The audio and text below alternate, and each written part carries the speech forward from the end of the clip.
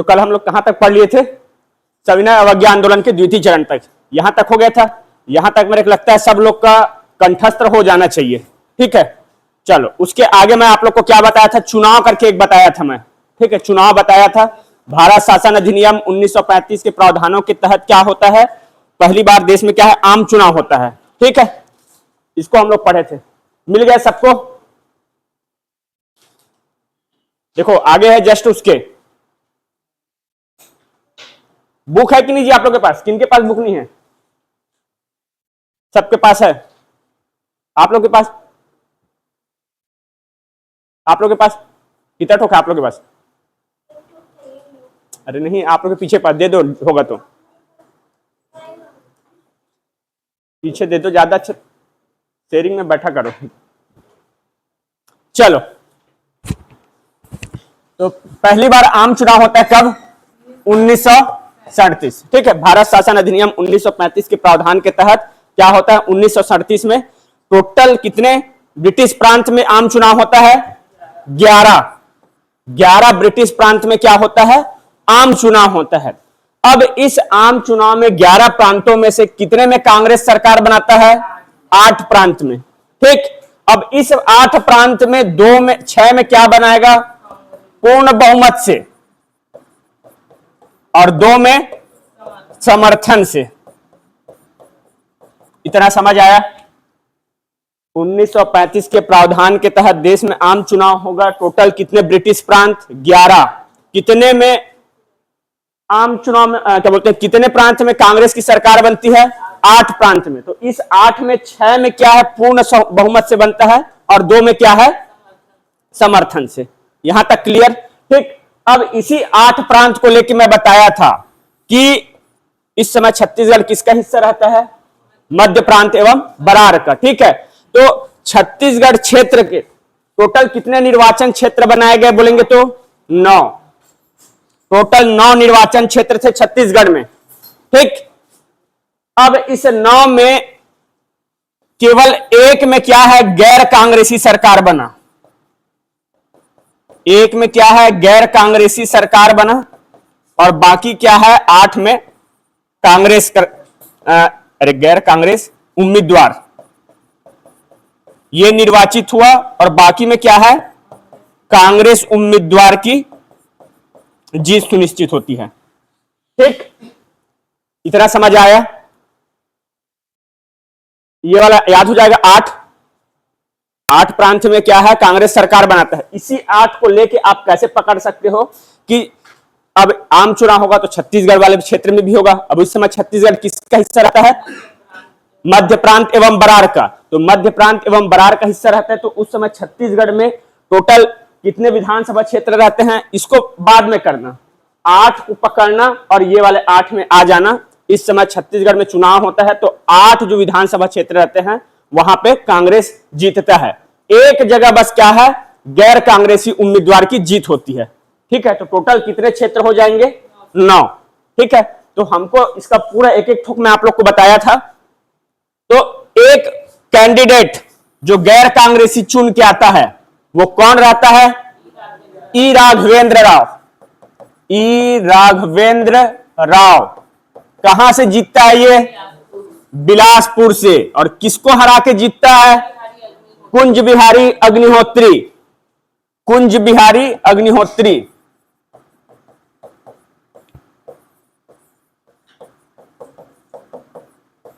ठीक, ई राघवेंद्र राव एकमात्र गैर कांग्रेसी उम्मीदवार रहता है जो जीत के आता है। ठीक है, कहां से? बिलासपुर से। और किसको पराजित करता है?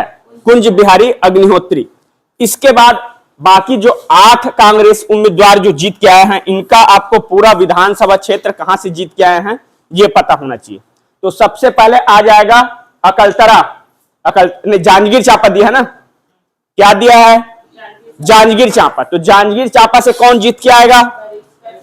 देखो अब मैं आपको बताया हूं क्या, बिलासपुर। तो बिलासपुर जैसे ही बोलता हूं तो 2 कैंडिडेट का नाम आता है, फेमस कैंडिडेट बोलता हूं, फेमस पर्सन का, ई राघवेंद्र राव और बैरिस्टर छेदीलाल। ठीक है, अब उस समय ये जांजगीर चांपा मुंगेली सब पूरा बिलासपुर में है भाई। उस समय मुंगेली क्या है? तहसील है। ठीक, वैसे ही जांजगीर चांपा भी क्या है, सब पूरा बिलासपुर में रहता है।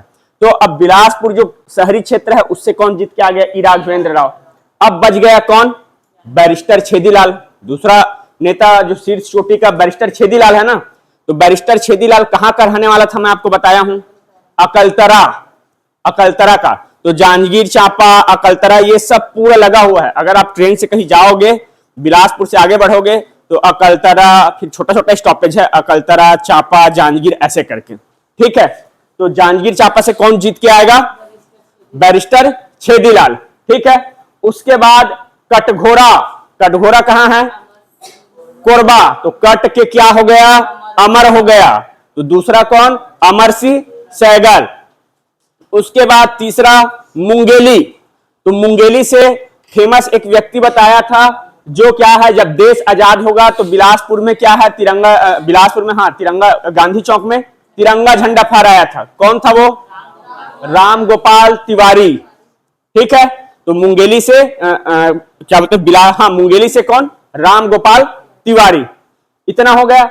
उसके बाद सरायपाली, सरायपाली। ठीक है, तो सर जो प्रथम मुख्यमंत्री बनेगा उसको क्या सर ही तो बोलेंगे ना सब लोग। तो कौन था प्रथम मुख्यमंत्री जब छत्तीसगढ़, जब मध्य प्रदेश बनता है, तो रविशंकर शुक्ल। तो पंडित रविशंकर शुक्ल, ये कहां से, सरायपाली से। ठीक, उसके बाद आ जाएगा रायपुर, ये इंपॉर्टेंट है। ठीक है, तो रायपुर से कौन रहेगा, ठाकुर प्यारेलाल सिंह। मजदूर मिल हड़ताल 3 बार हुआ था बीएनसी मिल में, 1920, 1924, 1937। ठीक है, प्रथम द्वितीय के बाद क्या है, सुंदरलाल शर्मा, क्या बोलते हैं, ठाकुर प्यारेलाल सिंह को निष्कासित कर दिया जाता है राजनांदगांव से। तो वो क्या है, रायपुर में आके रहने लग गए थे। ऐसे ही पढ़ाया था मैं। तो अब रायपुर से कौन रहेगा, ठाकुर प्यारेलाल सिंह। यहां तक हो गया। उसके बाद है धरसींवा। अब ये धरसींवा विधानसभा क्षेत्र आप लोग जानते हो, यहां से कौन जीत के आया है, अनुज शर्मा। ठीक है, तो ये आपका खरोरा और शायद सारा गांव भी आता है क्या, सारा गांव कौन सी विधानसभा क्षेत्र में आता है, धरसींवा में आता है, आता है ना, अच्छा ठीक, मेरे कंफर्म नहीं है, बाकी आता होगा मेरे को लगता है। ठीक है, तो आप लोग सारा गांव जाओगे, तो सारा गांव जाओगे तो जस्ट पहले एक ऐसा रोड कटा है, सिल्यारी कुरूद ऐसे करके, कोई ऑब्जर्व किए होंगे तो, नहीं ध्यान दियो, हाँ, कोई देखे हो कि नहीं देखे हो। सारा गांव से जस्ट 2 किलोमीटर पहले एक रोड कटा है राइट साइड में, और सीधा, हाँ हाँ हाँ, राइट में, वो सीधा क्या है, सिल्यारी कुरूद ऐसे जाता है। तो हाँ हाँ हाँ, तो उसी साइड ना आपका पथरी पड़ता है।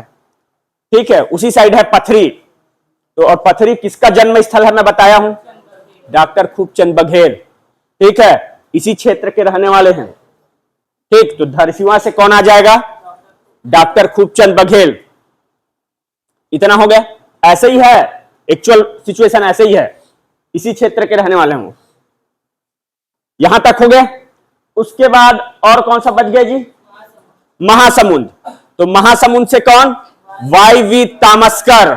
इसको मैं स्पेशली नोट करने को बोला था, महासमुंद से वाई वी तामस्कर। यहां तक हो गया। उसके बाद एक बच गया दुर्ग।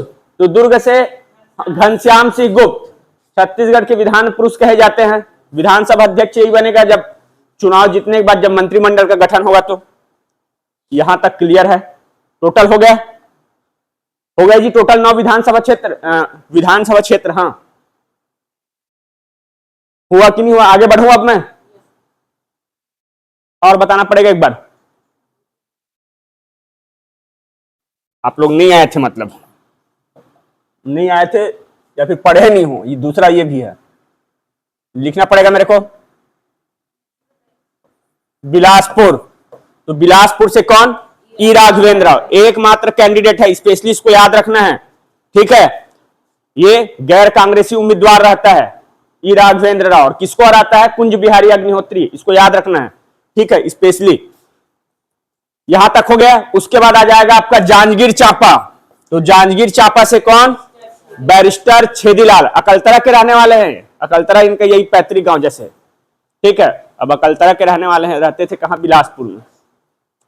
उसके बाद मुंगेली, मुंगेली में से राम गोपाल तिवारी, ठीक है। जब देश आजाद होता है तो सब क्या है, शीर्ष के नेता लोग जगह जगह तिरंगा झंडा फहराते हैं, तो मैं आपको पूरा बताया हूं। गांधी चौक रायपुर में वामन राव लाखे, पुलिस लाइन में CR पाटिल, पंडित रविशंकर शुक्ल कहां, सीताबर्डी नागपुर में, बिलासपुर में कौन, राम गोपाल तिवारी। तो ये राम गोपाल तिवारी कहां का रहने वाला रहता है, मुंगेली का रहने वाला रहता है, ठीक है। अब उस समय मुंगेली क्या है, बिलासपुर के अंतर्गत आता था, ठीक है। तो मुंगेली से कौन, राम गोपाल तिवारी। उसके बाद कटघोरा कोरबा, कट के अमर हो गया तो अमर सिंह सहगल।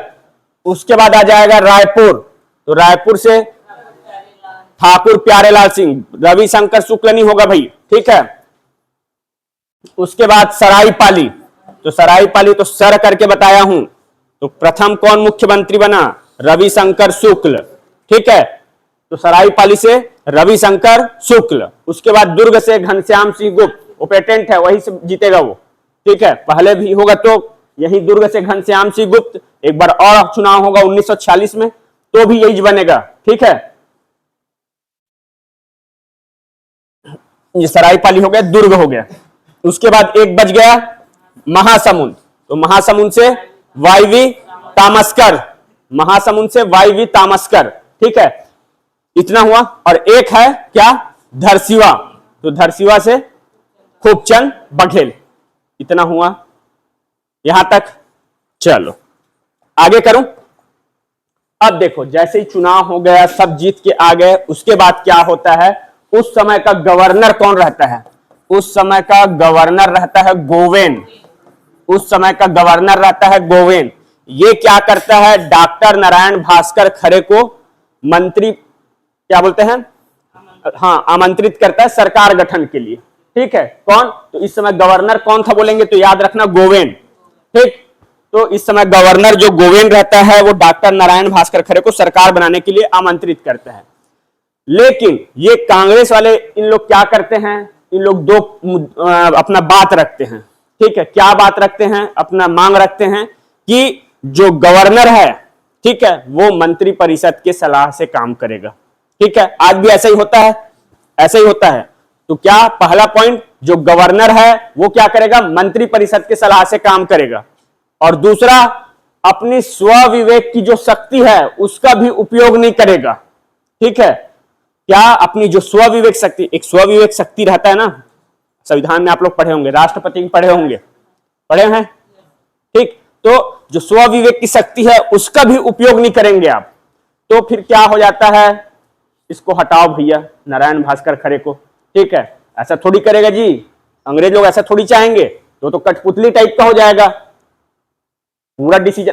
अभी वर्तमान में बोला जाए तो वास्तविक कार्यकारी सरकार और नाम मात्र की कार्यकारी सरकार, पढ़े होंगे। तो नाम मात्र का कौन है, राष्ट्रपति, राज्य में प्रधानमंत्री, ठीक है। पूरा मंत्री परिषद के सलाह से काम करता है, लेकिन उनके पास स्व विवेक शक्ति है, वही उसको अलग बनाता है, ठीक है। तो उनको भी छीन लेंगे तब तो फिर हो गया, फिर अंग्रेज लोग का राज है नहीं है, एक बराबर हो जाएगा। तो क्या होता है, डॉक्टर नारायण भास्कर खरे को साइड कर देते हैं, नहीं हो पाएगा भैया ऐसा करके। उसके बाद क्या होता है, ये ई राघवेंद्र राव ये जीत के आया रहता है, तो इनके साथ और स्वतंत्र निर्दलीय उम्मीदवार रहे होंगे, 17 लोग और थे। तो फिर क्या होता है, ई राघवेंद्र राव क्या है, सरकार बनाता है, ठीक है। ई राघवेंद्र राव की अध्यक्षता में क्या है, सरकार बनता है। और कितना, कुछ समय के लिए वो क्या है, मुख्यमंत्री बनता है, ठीक है। क्या है, कुछ समय के लिए वो मुख्यमंत्री बनता है। अब मुख्यमंत्री बन गया, ठीक है, अब कुछ दिन चलाएगा, क्योंकि आपको पता है कोई भी व्यक्ति अगर जैसे अविश्वास प्रस्ताव लाते हैं ना, अविश्वास प्रस्ताव वाला कॉन्सेप्ट पढ़े हो, जैसे कि अगर मैं ऐसा बता रहा हूं संविधान में भी, अगर ये बताओ ना तो मैं विधायक हूं, मैं कुछ नहीं हूं, माने विधानसभा का सदस्य नहीं हूं, विधानमंडल का मैं सदस्य नहीं हूं, तो क्या मैं मंत्री बन सकता हूं कि नहीं बन सकता हूं? ऐसा ही है ना। जिन लोग, आप लोग पढ़ लो ठीक है, जो नहीं पता उनको बता रहा हूं मैं।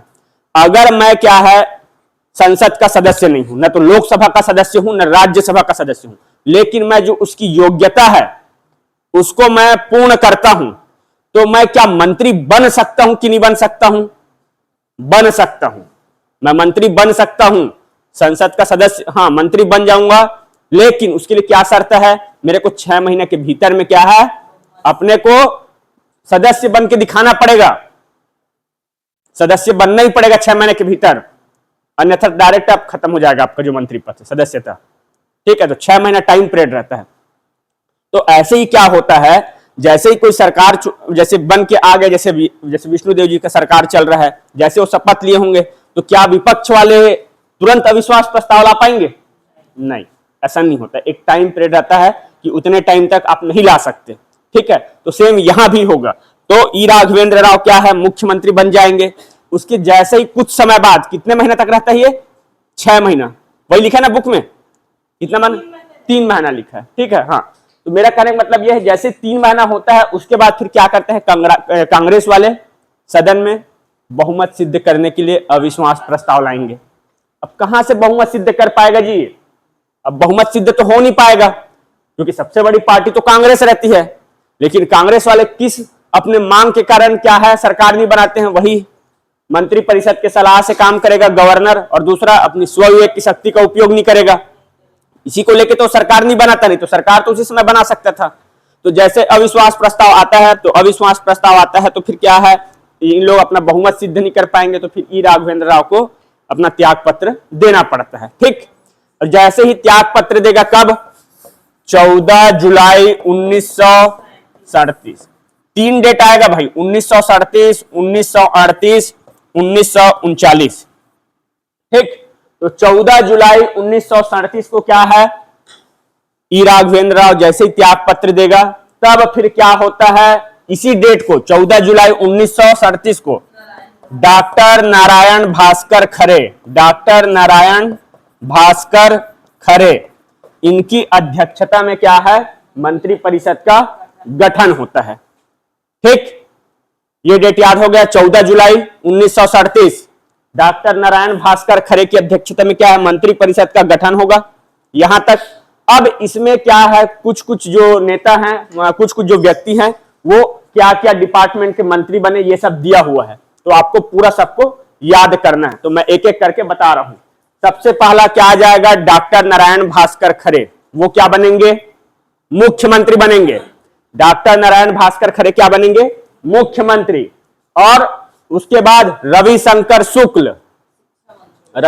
शुक्ल क्या बनेंगे, शिक्षा मंत्री। ठीक है, इतना समझ आ गया। विद्या मंदिर योजना सुने हो? हाँ, विद्या मंदिर सुने हो कहीं? नहीं सुने हो? हाँ, तो कौन स्टार्ट किया था, प्रारंभ किया था? तो यही रविशंकर शुक्ल, जब शिक्षा मंत्री थे। ठीक है, तो पहला मुख्यमंत्री कौन बना, डॉक्टर नारायण भास्कर खरे। उसके बाद शिक्षा मंत्री कौन बना, तो पंडित रविशंकर शुक्ल। उसके बाद आ जाएगा विधानसभा अध्यक्ष, तो विधानसभा अध्यक्ष घनश्याम सिंह गुप्त। विधान पुरुष लिखा होगा, विधान पुरुष कहते हैं उसको छत्तीसगढ़ का। ठीक है, तो कौन, घनश्याम सिंह गुप्त। ठीक है, उसके बाद है एक न्याय मंत्री। तो न्याय किन लोग को नहीं मिलता है अभी के समय में, शरीफ लोग को। ठीक है, तो मौलाना अब्दुल क्या है, मोहम्मद यूसुफ शरीफ। ठीक, ये क्या बनेंगे, न्याय मंत्री, क्या, मोहम्मद यूसुफ शरीफ। उसके बाद है राजस्व मंत्री। तो सभी के घर में आप लोग को पता होगा कि राजस्व डिपार्टमेंट कौन देखते हैं जी, पुरुष लोग देखते हैं। तो पुरुषोत्तम बलवंत गोले। ठीक, तो राजस्व मंत्री कौन बना, पुरुषोत्तम बलवंत गोले। ठीक, उसके बाद है एक वित्त मंत्री। ठीक, तो वित्त मंत्री कौन बनेगा, हाँ देखो पहले ही बार चुन के आ गए, अब कौन क्या बन गए, वित्त मंत्री। तो वित्त मंत्री किसी को बनाएंगे जी, जिस फाइनेंशियली मतलब उसका कैलकुलेशन दूरदर्शी हो, इकोनॉमी कैसे जनरेट होगा, राजस्व कैसे इकट्ठा होगा। ठीक है, तो ओपी चौधरी इस मामले में है। ठीक है, कितना 2 करोड़ को कितना 18 करोड़ बना दिया था स्टॉक मार्केट से। ठीक है, तो फिर उसी को वही बोलेगा कौन बनेगा, तो भाई अब विष्णुदेव साय जी को थोड़ी देंगे जी, उन लोग अब सब थोड़ा जनरेशन भी चेंज हो जाता है, ठीक है। मतलब जो युवा यूथ है उनको देंगे ना, वो काम भी कर चुका है, प्रशासनिक अनुभव है, तो कौन बनेगा? तो ऐसे हाँ, मैं बनूं वित्त मंत्री, ठीक। तो वित्त मंत्री कौन बना? मेहता, डी के मेहता, डीएस, हाँ दुर्गा शंकर मेहता, डीएस मेहता, दुर्गा शंकर मेहता। तो मैं को याद रखना, बस वित्त मंत्री मैं बनूं। अभी वर्तमान में वही ओपी चौधरी है, ठीक है।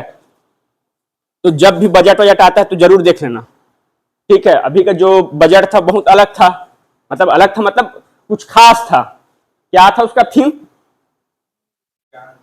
ज्ञान से गति, नहीं गति ऐसा कुछ था। अरे क्या था बजट का थीम, क्या था? हाँ ऐसा गति करके था ना,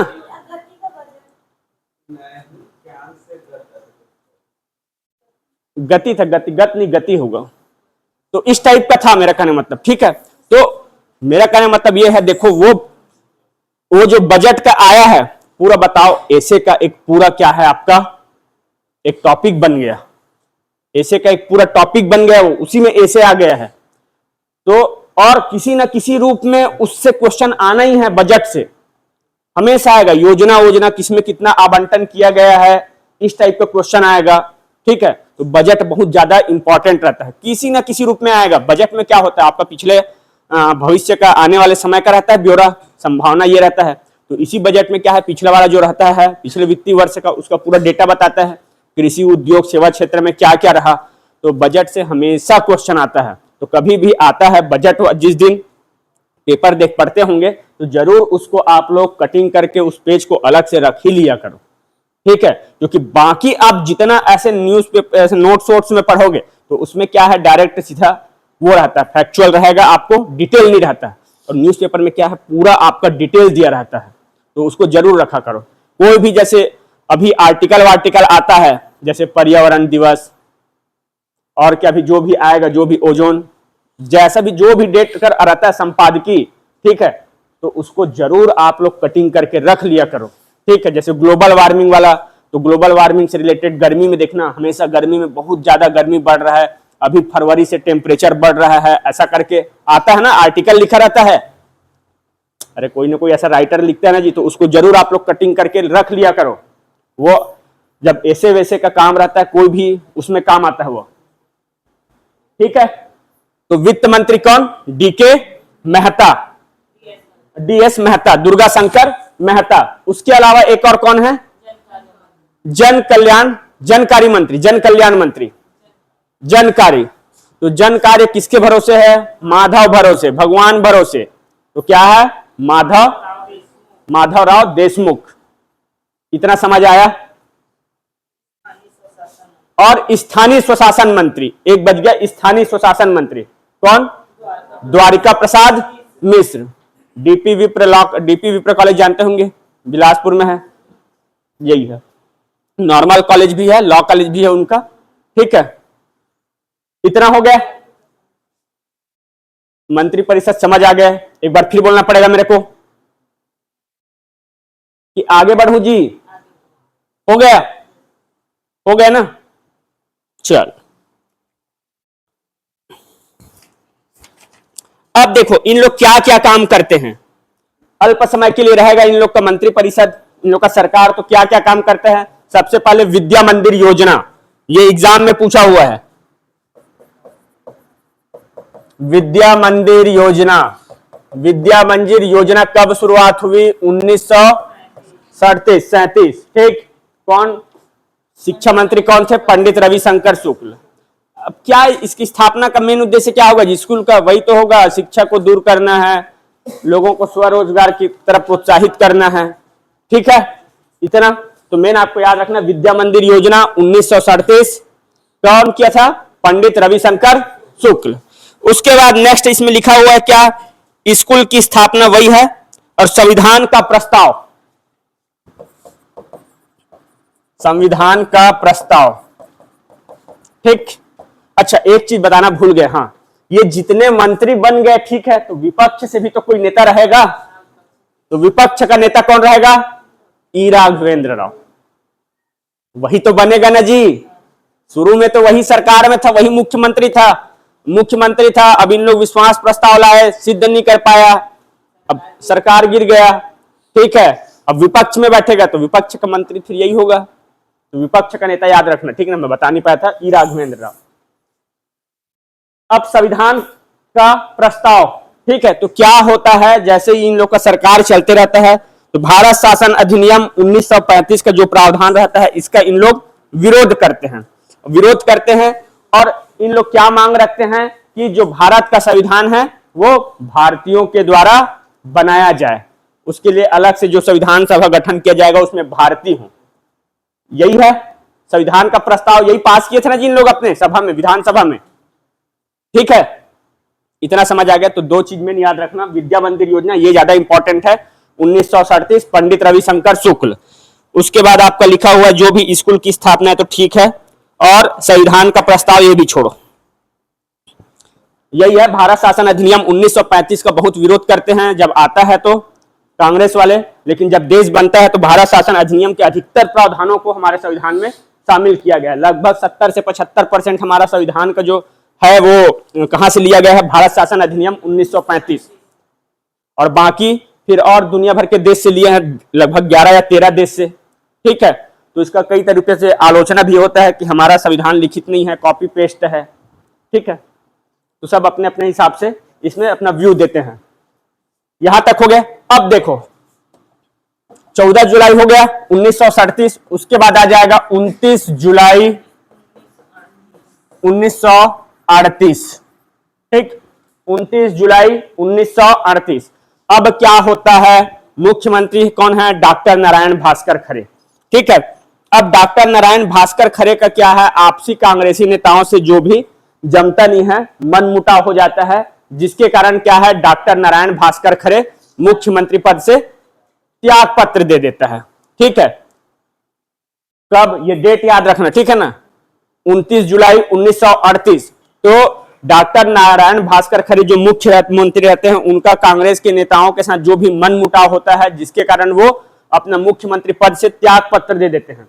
तब फिर क्या है, पंडित रविशंकर शुक्ल की अध्यक्षता में मंत्रिपरिषद का फिर से गठन होता है, और फिर मुख्यमंत्री कौन बनेगा, पंडित रविशंकर शुक्ल। तो 29 जुलाई 1938 याद रखना भाई, मुख्यमंत्री कौन बनेगा, पंडित रविशंकर शुक्ल। उसके बाद विधानसभा अध्यक्ष लिखा हुआ है क्या उसमें, हाँ बस इतना ही लिखा है ना, हाँ। और अन्य मंत्री और कौन कौन कौन बने इसके साथ में, तो मैं आप लोग को बताया था, डीएसपी करके बताया था, डीएसपी करके बताया था। क्या है, द्वारिका प्रसाद मिश्र डी से, और डीएस मेहता, एस से सीजे भरूखा, और पी से एसपी गोखले। इतना हो गया, इतना हो गया जी। 29 जुलाई 1938 ये डेट इंपॉर्टेंट है, याद रखना। डॉक्टर नारायण भास्कर खरे के त्याग पत्र देने के बाद मुख्यमंत्री कौन बना, तो पंडित रविशंकर शुक्ल।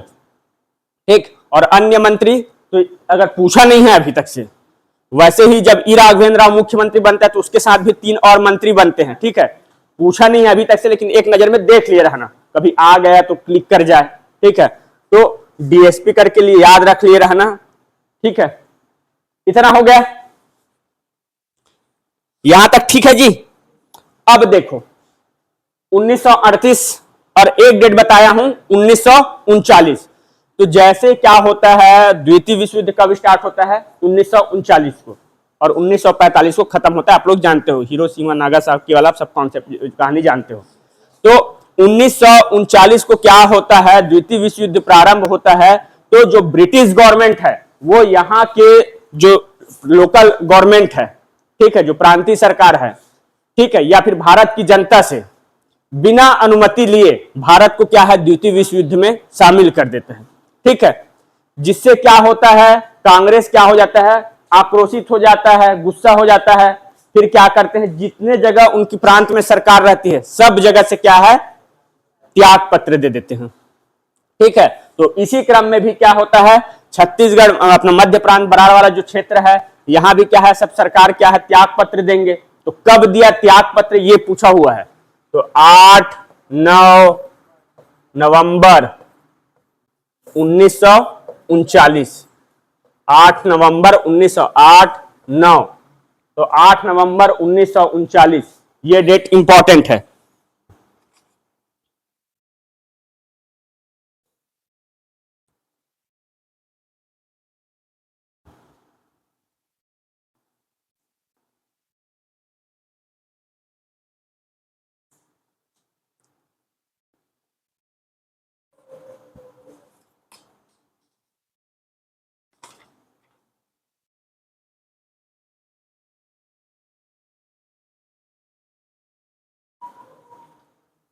हो गया, हो गया जी। चलो, इसके अलावा मैं आप लोग को कुछ कुछ बताया था 1948-39 के बीच क्या क्या घटना घटा। तो एक मैं बताया था आप लोग को सेवा दल, सेवा दल अगले पेज में जस्ट है सेवा दल। तो सेवा दल का गठन कहां किया गया था, खैरागढ़। सेवा दल का गठन कहां किया गया था, खैरागढ़। कब, 1938। तो मैं इसको बताया था सेवा दल का गठन कौन किए थे, तो सेवा, तो आप लोग का सेवा कौन करता है जी। जिला में अगर बात करूंगा तो जिला में दो है, एक तो क्या है कलेक्टर, कलेक्टर का मेन काम क्या है, राजस्व एकत्र करना। तो एकत्र कर रहा है मतलब लेने वाला काम कर रहा है भैया, तो ये समझ रहे हो। और एक होता है पुलिस अधीक्षक, जो हमारा क्या है सुरक्षा का गारंटी लेता है पूरे जिले में, कानून व्यवस्था का। तो कौन आप लोग का सेवा करता है, एसपी। तो एस से सुखराम और पी से पदुमलाल पुन्नालाल बख्शी, ठीक है। सेवा दल का गठन खैरागढ़ में 1938, ठीक। सुखराम, पदुमलाल पुन्नालाल बख्शी। कल कोई शाम को थे क्या बड़ौदा बाजार में, अंबेडकर चौक के पास, नहीं थे? हाँ, कोई थे कि नहीं थे, थे ना, नहीं थे? हाँ, कितने लोग सेवा कर रहे थे, कम से कम 20 लोग रहे होंगे, ठीक है, 20 लोग थे।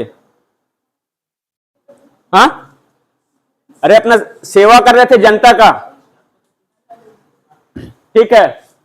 सबका तो मैं भी था, तो ठीक है, हेलमेट हेलमेट पहना था सब, ठीक है। तो इतना हो गया, कल का बात है। और उसके पहले एक दिन और पहले वो कहां पे सेवा कर रहे थे, वहां सकरी बाईपास के पास, ठीक है। तो उस दिन मेरा गलती है, मैं नहीं पहना था, ठीक है। तो ठीक है, तो फिर और दूसरा भी रास्ता है, तो उधर से ऐसे दशहरमा वाला रोड जानते हो ना, तो उधर से, तो हेलमेट पहनना चाहिए, गलती मेरा था, ठीक है। चलो, इतना हो गया। उसके बाद मैं आप लोग को जंगल सत्याग्रह बताया था। तो जंगल सत्याग्रह बताया था, उसमें 3 जंगल सत्याग्रह स्पेशली 1938 और 39 में बताया था मैं। छुई खदान, छुरिया, बदरा टोला। छुई खदान का नेतृत्व कौन किया था, समारू बरई, ठीक। छुरिया का यादव या छुरिया या यादव, विद्या प्रसाद यादव, और एक है विश्वेश्वर करके, ये है। उसके बाद बदरा टोला बताया था 21 जनवरी 1939 बदरा टोला रामधीन गौड़ शहीद हुए थे, ठीक है। इतना बताया था। तो मैं आपको मेन क्या बताया था, सविनय अवज्ञा आंदोलन, द्वितीय सविनय अवज्ञा आंदोलन, तो 1932 पढ़े थे ना, हाँ, ये सब मतलब 1932 वाला है ना, लेकिन ये 38-39 में हुआ है। तो इसका नेतृत्व किसके नेतृत्व में हुआ था, तो ये क्या है, स्टेट कांग्रेस के तत्वाधान में हुआ था। नेतृत्व करने वाले इन लोग थे, लेकिन ऊपर किसका वो था, क्या बोलते हैं, रूपरेखा जो भी डिजाइन करने वाला, तो कौन था, स्टेट कांग्रेस की अध्यक्षता में हुआ था। तो ये पूछा गया है। जंगल सत्याग्रह से लेके 3 क्वेश्चन एकदम कॉमन बनता है। पहला, सिहावा नगरी जंगल सत्याग्रह, 4 ठोक आपको जंगल सत्याग्रह का नाम दे देगा। निम्नलिखित में से कौन सा सविनय अवज्ञा आंदोलन के दौरान नहीं हुआ था, तो कौन सा, सिहावा नगरी जंगल सत्याग्रह। सिहावा नगरी जंगल सत्याग्रह असहयोग आंदोलन के दौरान हुआ था। और आपसे पूछ देगा निम्नलिखित में से कौन सा जंगल सत्याग्रह स्टेट कांग्रेस की अध्यक्षता में हुआ था, ठीक है, तो खैरागढ़, छुरिया और छुई खदान। खैरागढ़ नहीं, छुई खदान, छुरिया और बदरा टोला, ये तीनों। ठीक है, यहां तक ठीक है जी। उसके बाद है कांग्रेस का त्रिपुरी अधिवेशन। कांग्रेस का त्रिपुरी अधिवेशन कब हुआ था? 1939। कब हुआ था? 1939। ये बहुत ज्यादा इंपॉर्टेंट है। कांग्रेस का त्रिपुरी अधिवेशन 1939। ठीक, कौन था अध्यक्ष? कौन था जी? क्या लिखा उसमें? हाँ, डॉक्टर राजेंद्र प्रसाद। तो क्या होता है एक्चुअल में, मैं इसको बता रहा हूं। उरारी, हाँ ठीक, ऐसा है। ठीक है, तो क्या होता है कांग्रेस का त्रिपुरी अधिवेशन? आप लोग को पता है मतभेद वाला कारण रहता है गांधी और सुभाष चंद्र बोस में। तो क्या होता है, सुभाष चंद्र बोस क्या है? अध्यक्ष रहते हैं। हाँ, फिर क्या होता है, अब ये क्या है, इनका सुभाष चंद्र बोस थोड़ा गर्म मिजाज वाले, तो ये क्या है, इनका अप्रोच अलग रहता है। और अपना महात्मा गांधी क्या है, अहिंसा वाले, तो इनका थोड़ा अप्रोच अलग रहेगा। तो अध्यक्ष पद जैसे भी होता है, तो क्या होता है, पट्टाभी सीतारामैया, यही है ना, पट्टाभी सीतारामैया अध्यक्ष पद का चुनाव होता है। तो पहली बार कांग्रेस में चुनाव होता है कांग्रेस अध्यक्ष पद के लिए। ठीक है, तो पहली बार कांग्रेस अध्यक्ष पद के लिए चुनाव होगा, तो कौन रहेगा? गांधी समर्थित पट्टाभी सीतारामैया, और इधर से सुभाष चंद्र बोस। तो पट्टाभी सीतारामैया हार जाता है। ठीक है, तो फिर अब जो भी जैसा भी होता है, तो फिर गांधी जी थोड़ा लगा होगा, तो फिर गांधी जी क्या बोलते हैं? पट्टाभी सीतारामैया की हार मेरी हार है। ठीक है, फिर जैसे भी ये अध्यक्ष पद के रूप में अपना काम करते रहते हैं, लेकिन उस तरीके से सहयोग नहीं मिल पाता है। ठीक है, तो फिर क्या होता है, सुभाष चंद्र बोस अध्यक्ष पद से त्याग देते हैं, त्याग पत्र दे देते हैं। ठीक है, फिर जब त्याग पत्र देते हैं, तब फिर अध्यक्ष कौन बनता है? राजेंद्र प्रसाद। अरे वो नहीं है आजादी तक जी, दूसरा है वो। हाँ, राष्ट्रपति बन जाएंगे वो, ठीक है। ठीक है, ये समझ आ गया। तो इस अधिवेशन वाला कॉन्सेप्ट समझ आ गया। ठीक, इसी त्रिपुरी अधिवेशन में पहली बार पंडित सुंदरलाल शर्मा पृथक छत्तीसगढ़ के लिए मांग रखता है। इसी अधिवेशन में है ना, इसी अधिवेशन में पहली बार पंडित सुंदरलाल शर्मा पृथक छत्तीसगढ़ की मांग रखता है, जिस क्या है, असफल होता है, अस्वीकार कर देते हैं। ये पॉइंट समझ आया। अब देखो, मैं बताया हूं अधिवेशन कांग्रेस का हमेशा साल के कब लास्ट में होगा? दिसंबर माह में। ठीक है, एक दो दिन तो चलेगा नहीं, लंबा चलेगा। ठीक है, तो बीच बीच में क्या है, सब पूरा मनोरंजन, संगीत साधना सब होगा। ठीक है, तो इसी अधिवेशन में क्या है, संगीत समिति। संगीत समिति, ठीक, इसके अध्यक्ष किसको बनाए जाते हैं? किसको अध्यक्ष बनाया जाता है जी? पंडित पचकोर प्रसाद पांडे। ठीक, कौन? पंडित पचकोर प्रसाद पांडे। और ये किसमें कुशल रहते हैं?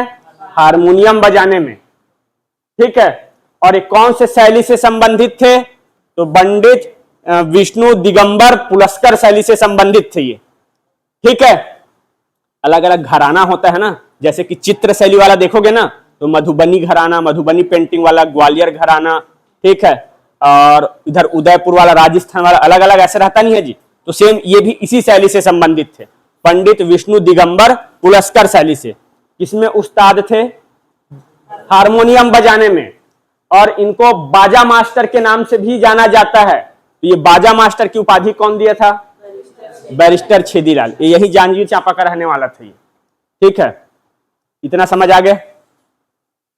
आया कि नहीं आया जी? सब ऐसी सेकेंड राउंड है, जो लोग पढ़े होंगे उनको पता होना ही चाहिए। ठीक है, सबसे पहले सेवा दल। सेवा दल का गठन कब हुआ बोलेंगे तो 1938। 1938 कहां? खैरागढ़ में। तो सेवा कौन करता है? पुलिस लोग। एसपी, एस से सुखराम, पी से पदुमलाल पुन्नालाल बक्सी। उसके बाद आप लोग की बुक में लिखा हुआ है छुरिया, बदरा टोला, और एक है छुई खदान। यहां जो भी जंगल सत्याग्रह होता है वो किसके तत्वाधान में होता है? स्टेट कांग्रेस के। ठीक है, इतना इसको याद रखना स्पेशली, ये 3 ठोक को। उसके बाद आता है कांग्रेस का त्रिपुरी अधिवेशन 1939। ठीक है, अध्यक्षता कौन करेंगे? राजेंद्र प्रसाद। ठीक है, उस समय वही करेंगे, राजेंद्र प्रसाद। अब क्या होता है इसमें, पंडित सुंदरलाल शर्मा पहली बार पृथक छत्तीसगढ़ का मांग रखता है, जो असफल हो जाएगा। उसके बाद क्या होता है इसमें, संगीत समिति, इस अधिवेशन के दौरान संगीत समिति के अध्यक्ष किसको बनाए जाते हैं? पंडित पचकोर प्रसाद पांडे। ठीक है, क्या किसमें कुशल रहते हैं? हारमोनियम बजाने में। ठीक, इसको किस नाम से जाना जाता है? बाजा मास्टर के नाम से भी जाना जाता है। ये कौन दिया था इसको इस टाइप का उपाधि? बैरिस्टर छेदीलाल। और ये कौन से शैली से संबंधित थे? तो पंडित विष्णु दिगंबर पुलस्कर शैली से। इतना समझ आ गया? ठीक है, इतना जी। उसके बाद नीचे आप लोग का टेबल बना होगा, उसमें सब डेट लिखा है, इंपॉर्टेंट डेट। ठीक है, तो जिसको मैं टिक लगाने को बोलूंगा उसी को लगाना। ठीक है, बुक में देखो टेबल दिया होगा है, टेबल में पूरा डेट लिखा हुआ है, किस किस डेट को क्या क्या मनाया गया। तो एक लिखा हुआ है 26 जनवरी 1932। ठीक है, हाँ 26 जनवरी 1930 प्रतिज्ञा दिवस मनाएंगे, जिसके तहत तिरंगा झंडा फहराएंगे। ठीक है, तो 26 जनवरी 1930 अपने वो उतने इंपॉर्टेंट नहीं है। ठीक है, वो तो लाहौर अधिवेशन आप लोग जान डालोगे, अगले साल से हम लोग हर 26 जनवरी को क्या है, स्वतंत्रता दिवस मनाएंगे। तो ये 26 जनवरी 1932, 30 को झंडा फहरा लिए, 26 जनवरी 31 को भी फहरा लिए। अब 32 में क्या है, द्वितीय सविनय अवज्ञा आंदोलन प्रारंभ हो जाता है। तो 26 जनवरी 1932 रायपुर में प्रतिज्ञा दिवस मनाते हुए कौन गिरफ्तार हुआ था? बोला था तो मैं, इस्माइल खान। ठीक है, तो 26 जनवरी 1932, तो ये डेट याद रखना, प्रतिज्ञा दिवस 26 जनवरी। ठीक, 1932 में क्या होता है, इस्माइल खान जो रहते हैं वो गिरफ्तार होते हैं। इतना हो गया। उसके बाद और क्या लिखा हुआ है? पेशावर दिवस लिखा है क्या जी? पेशावर दिवस, इसको आप लोग जानते हो। ठीक, कब? 29 जनवरी 1932। ठाकुर प्यारेलाल सिंह इसी दिन गिरफ्तार होंगे। 29 जनवरी, जनवरी के बाद फरवरी, तो फिर 19 फरवरी 1932 को पंडित रविशंकर शुक्ल गिरफ्तार होंगे। बराबर यहां तक। उसके बाद और क्या दिया हुआ है? बंदी दिवस, यही दिया है, बंदी दिवस। तो क्या बताया था मैं बंदी दिवस को? अब देखो बंदी या फिर कैदी दिवस लिखा है ना, अब कैदी लिख दिया और बंदी, तो फिर कंफ्यूज नहीं होना, वही है 4/8/32। इतना हो गया। उसके बाद और क्या दिया हुआ है आप लोग का? हाँ, उसके बता रहा हूं, ये 1 2 3, हाँ 4 हो गया। गांधी जयंती जो कॉमन है उसको बता रहा हूं मैं, गांधी जयंती। ठीक, तो गांधी जयंती कब मनाते हो जी? 2 अक्टूबर। तो 2 अक्टूबर 1939, 2 अक्टूबर 1939। इतना तो याद हो जाएगा, इतना डेट आप लोग पता होना चाहिए। अब 2-3 ठोक लिखा है, उसी को आप लोग अंडरलाइन करना, उसी को याद करना है आपको। 2 अक्टूबर हो गया। उसके बाद युद्ध विरोधी दिवस, युद्ध विरोधी दिवस, इसको अंडरलाइन करना, युद्ध विरोधी दिवस। तो कब होगा? ये अक्टूबर है, तो नवंबर 2 के क्या हो जाएगा फिर? ये 12/1939। युद्ध विरोधी दिवस जी क्यों मनाएंगे? कारण वही है कि ब्रिटिश गवर्नमेंट क्या है, भारतीयों से बिना पूछे भारतीयों को द्वितीय विश्व युद्ध में शामिल कर देगा, तो उसी के विरोध में मनाएंगे युद्ध विरोधी दिवस। ठीक है, तो कब? 12 नवंबर। ये वाला डेट आप लोग को याद रखना है, युद्ध विरोधी दिवस। उसके बाद 2 ठोक और आपका है, क्या है? एक है राजकोट दिवस। कब है राजकोट दिवस? कब मनाया गया? कब? 1 2 3 6 मार्च 1939। ठीक है, यही है। और एक है बंगाल राजबंदी दिवस। ये कब मनाया गया? 25 जुलाई 1939। इतना का आपको याद करना है, 25 जुलाई 1939। तो ये आप लोग के लिए नया है। ठीक है, युद्ध विरोधी दिवस, राजकोट दिवस और बंगाल राजबंदी दिवस।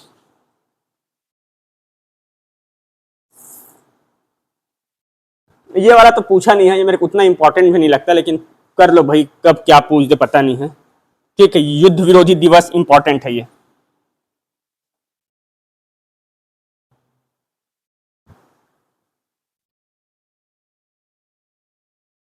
इतना हो गया, यही तक मैं पढ़ाया था आप लोग को।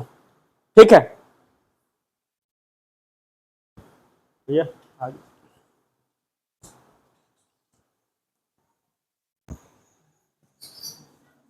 ठीक है,